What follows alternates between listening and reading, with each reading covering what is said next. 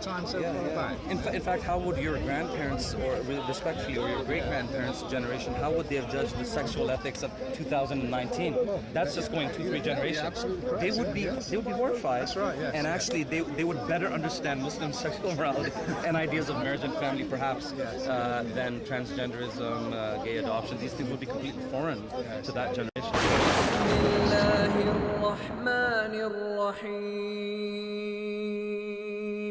فتعالى الله الملك الحق ولا تعجل بالقرآن من قبل أن يقضى إليك وحيه وقل رب زدني علما.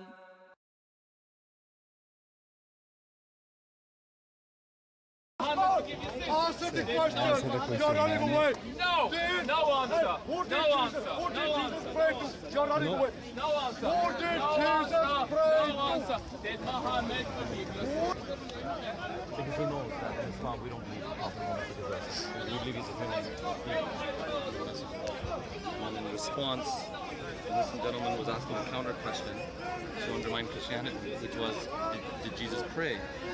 But he didn't want to answer that question because the implications of Jesus praying would be, who did Jesus pray to? Jesus was praying to God, but then how is Jesus God if he's praying to God? So that there's a tension there in Christianity with that issue, right? Which I think they're really petty issues. I mean, you can't go back that far in history and say what one person meant by whatever in today's context. no, yeah, to an extent, you're right. Yeah, to an extent, you're right. But I still think that rationally we can infer a lot of things. If there are reports in the New Testament that Jesus, the man, prayed, you know, if you saw a man praying in the park right now, you wouldn't conclude, well, this man must be God. You'd say he's actually humbling himself to a higher power and he's submitting to some higher power, praying to a higher power. And that, of course, is the Muslim position, that Jesus was a human servant of God and a prophet and a messenger of God. So I mean, in that sense, Islam is kind of a bridge between Judaism and Christianity, because Judaism, on the whole, rejects Jesus as a prophet and says he wasn't the Messiah and he's not a prophet of God. Christians, on the whole, take Jesus to be something more than a prophet. They say he's God in the flesh or the divine Son of God. Muslims are in the middle. We say Jesus is not a liar or a false prophet, like one group alleges, but that he's been misunderstood to be God in the flesh or part of the Trinity, as the other group said. Rather, he's a human prophet, messenger, teacher, something.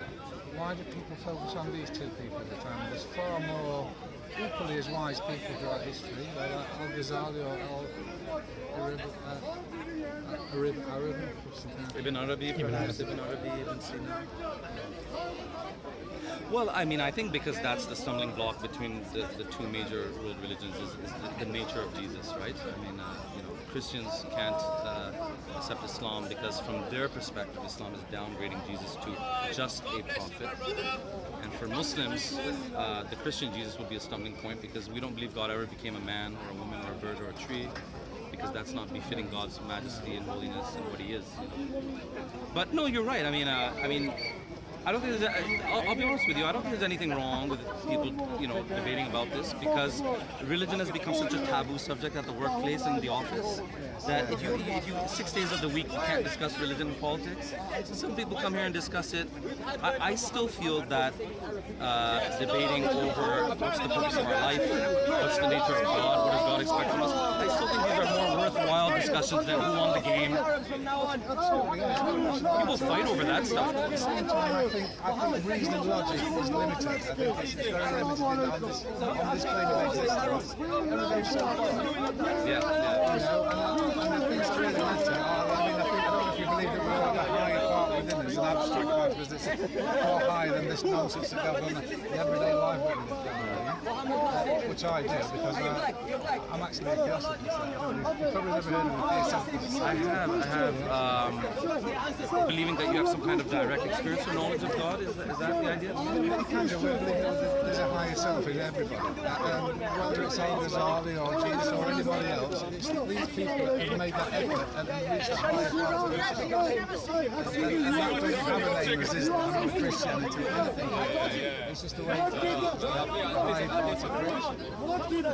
I mean, where we can meet you halfway is, I mean, we would agree that there's something of the divine spark in each one of us. And in the Quran, Allah says that He breathed His Spirit into man. You know what I mean? So there's something of the divine spark or light within all of us. But in our worldview, in the Abrahamic worldview, you could say that we believe that there were some men who were perhaps super theosophists. Is that how you pronounce it? Yeah, they had reached exactly. Yeah. So we believe that these were the kind of the spiritual cream of the crop, or the kind of the spiritual elite who could claim to have that direct link, with the Almighty, and that they were commissioned by God to teach the people. Yeah. Well, that might be debatable, but the thing is, But we have a tradition of gnosis in Islam too, called tasawwuf. depending on the culture of these people, it's how they express it, how they express their experience or the nature of life kind of thing, and that's where the difference is between the way religious people. And over time, dogmas creep in with all religions, I think. But are there differences between agnostics and theosophists on all kinds of ethical and moral issues? And Because we can only go by our own experiences. Yeah. That's how we started in this after society was. Don't believe anything because I tell you, but if it sparks an interest in you, then go and make your own studies and find your own reality, your own truth. yeah, but perhaps this is why religion teaches that there is something bigger than just your experience and my experience, right? There's some kind of subjective, morality that's larger than On this plane my of society, your existence, society. we Yeah. only have our minds we can express on this level, and then things are a bit higher extract level, and that's limited. We are, when we're in a physical body, we are conditioned in a limited realm. Yes. And When we leave this physical yeah, body, exactly. that Yeah. no longer applies. And therefore, by definition, we cannot, for a certainty, know anything about where we were, if anywhere, before this earthly existence on this plane. And again, by definition, we cannot with certainty know what happens to us after we die, unless, we Muslims would add the caveat, unless the Almighty Himself were to inform us of what lies beyond the grave. This is one way that we could know. That's right, but the difficulty lies in who's saying that person that's informing you about the Almighty is correct. Right, and that's why it's very important to actually do a detailed study, I think, of the life biography of the Prophet Muhammad, peace be upon him. Have you ever read a biography on his life? I haven't, to be honest with you, I haven't. But I know some people who have some. We have Egyptians in our society, and people who have, say, some pretty not nice things. But I'm also a believer that you shouldn't judge people of the past on the morals of today. Because it was a different world then, and so you can't. And also not base your opinion of him, as you put it, on the say-so of other people because someone said so. That's right. So, that's right, yes. so I would humbly suggest, for example, if you want to take a mental note, there's a wonderful biography in English on the life of the Prophet Muhammad called Muhammad, His Life Based on the Earliest Sources by Martin Lings. Martin Lings. Lings. And I especially, a person like you who is, learned and strikes me as being well-cultured and well-read, I think this is the minimum I think that, Islam deserves. After reading a translation of the Quran, would be to read Muhammad by Martin Lings. Yeah. Interesting, yeah. But I think what philosophy teaches is that we're here to purify ourselves, kind of thing, and our society's is going in a totally different direction than that. But my experience of Muslims and Islam, if you like, a friend of mine who's from Egypt, son, committed suicide when he wasn't in full possession of his mind. He was a Muslim. He was a very, very devout Muslim as well. And I went to his funeral in Swansea, and I've never seen, because we're very big on brotherhood, our first object is to form brotherhood of that distinction of colour, creed, race, or whatever kind of thing. And I've never seen such a demonstration of brotherhood as at that funeral from people who didn't know him from Adam, who was just, with the hands. Oh yeah, absolutely. It was really impressive. And these Muslims are very dedicated to their religion, kind of thing. And that's got to be admired in this day and age. And in that sense, they actually share a lot with the cultural legacy of Europe as well too, because traditionally people were religious, right? People did live lives of faith and family, and that strikes a lot of people as odd today when they see Muslims with large families and talking about faith in God. But this is like kind of cross-civilizational, I think, really.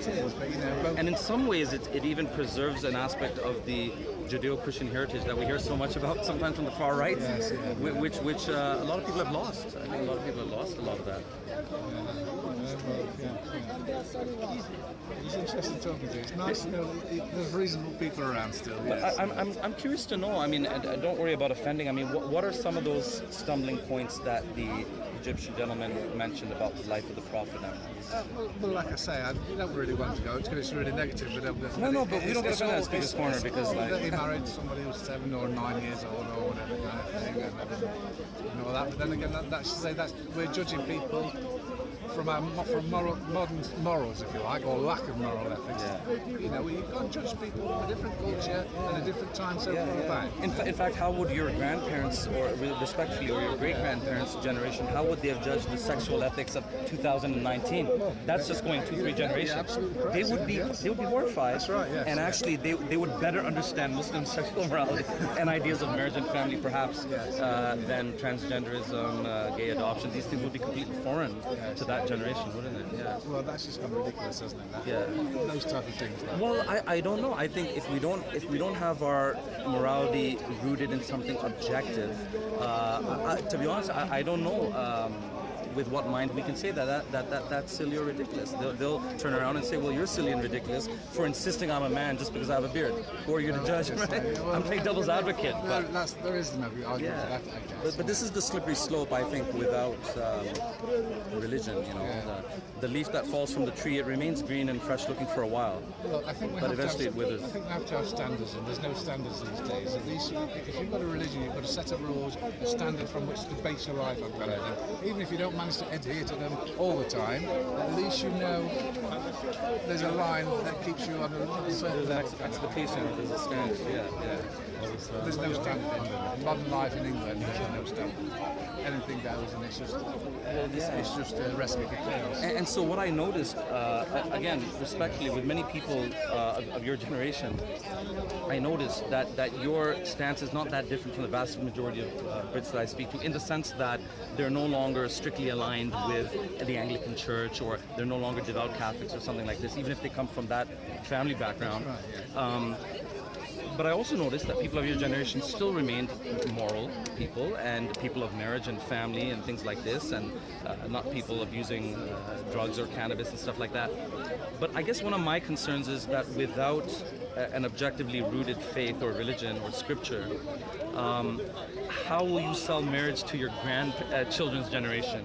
How will you sell the illegality of cannabis to your grandparents' generation, right?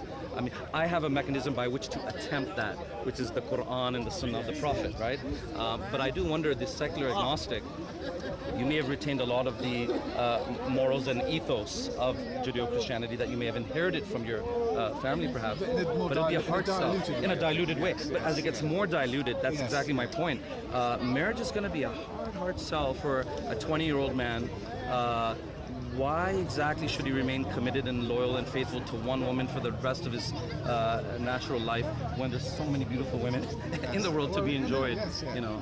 But I noticed with the Indian community kind of thing, because when I was young, it was quite new that a lot of Indians were coming over here, Hindus and Buddhism and they were quite religious at the time, but now they've become westernised.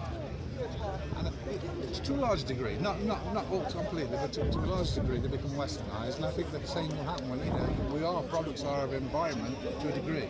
I've seen a significant counter trend as well too. I've seen a significant counter trend. There's my wife, for example, is not very different in being one of the first people in her family to, for example, wear the hijab. You know, her mother did not religiously do that. Her older sister, till this day, doesn't religiously do that, but she does. So I think, especially in Britain, there's been a significant counter trend as well too, and I've seen that generational shift or change.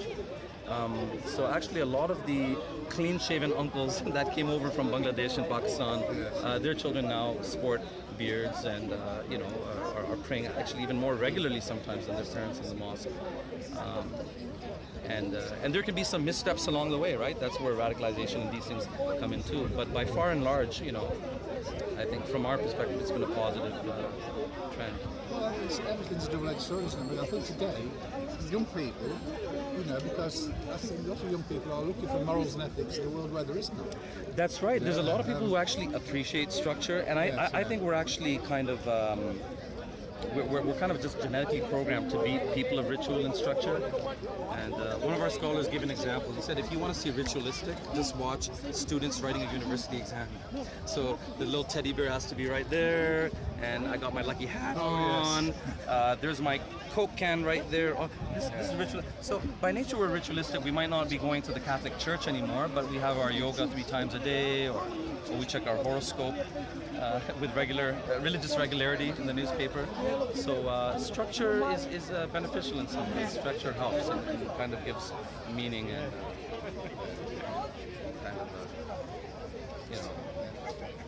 It's a complicated world. Yeah, we need the walls and the roof of the house to protect us from the elements, right? So spiritually as well too, we feel that it's beneficial to be inside the house when it's times of turbulence and turmoil. Nice talking to you. Thanks for stopping. Take care. Thanks. Take care. Thank you. Bye-bye.